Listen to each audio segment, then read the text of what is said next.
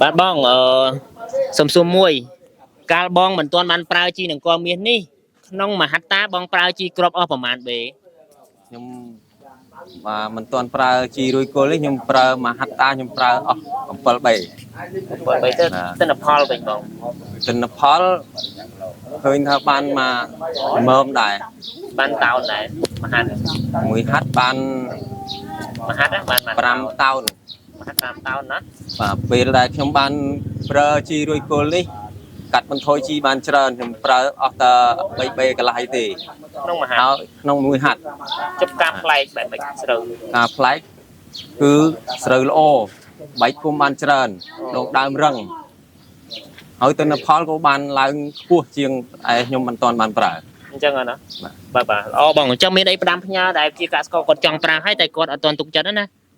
អាចផ្ដាំផ្ញើគាត់ឲ្យផ្ដាំផ្ញើថាបងអូនមិនទាន់បានប្រើគឺទៅសាកប្រើបើខ្ញុំប្រើរួចហើយ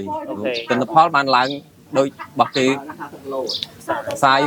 ពិតប្រាកដមែនអូខេអញ្ចឹងអរគុណបងណាអរគុណច្រើនបាន